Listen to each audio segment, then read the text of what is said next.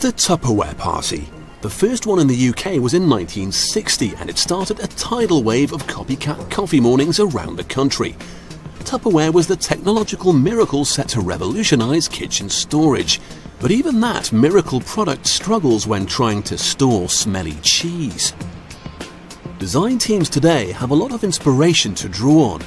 Originating in the US over 60 years ago, Tupperware has developed a long way since its invention. Modern computer graphics play a big part in coming up with and refining any new designs. Unlike old models, which were simply containers for any product, Tupperware today is designed with very specific end uses in mind. To store that soft, ripe camembert, for example, the designers have to consider many issues. The first is the appearance. Cheese wheels have curves, so the designers will try and emulate that in the box. This will associate the box with its intended purpose when it's being sold in the stores. Tupperware is made from a high-quality granulated plastic that can be used with food products. The plastic grains are pumped into a machine which will heat them up to melting point. Once they are liquid, the high pressure will force the molten plastic into the mold to create the new cheese box. Inside each machine is a template for the new lid or the base of the cheese box. When the machine is closed up and is sealed, the pressure inside forces the liquid plastic into the empty space. When the plastic solidifies, it can be removed from the machine, ready to coat with a fresh camembert or some ripe gorgonzola.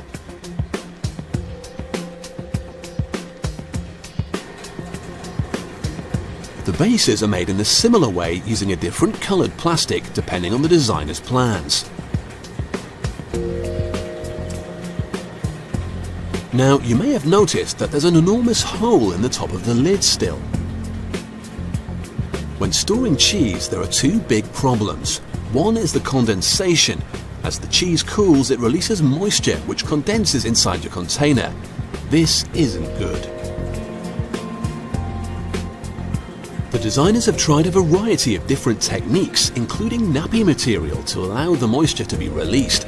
But the real problem is not just letting the moisture out, but also keeping the cheese smell in. The innovative design they eventually came up with for this box is a membrane which allows the smaller water molecules to escape whilst trapping the larger cheesy smelling odour molecules inside.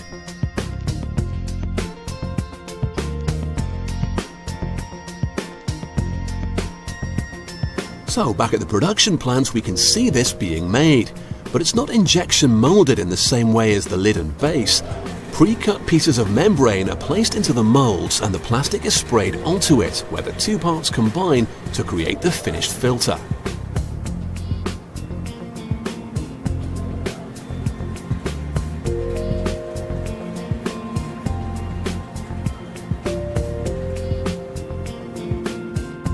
The final part of the production process is testing. Tupperware is made of plastic, and as we have seen, it can be manipulated through heat. However, once an airtight design is made, the manufacturers don't want it to change shape anymore. The one place your Tupperware containers will get hot is the dishwasher.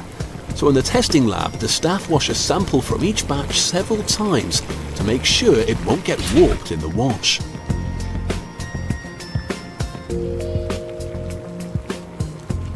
Any change in shape and the cheesy smell would escape no matter how well designed the odour filter was.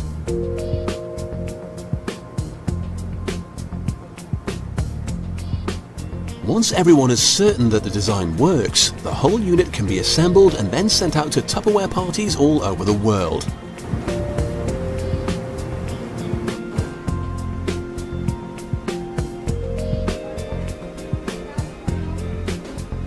With its clever membrane which allows condensation to escape but not the fresh odour of ripe smelly camembert, you can see why the party is still going strong for this long-standing kitchen storage product.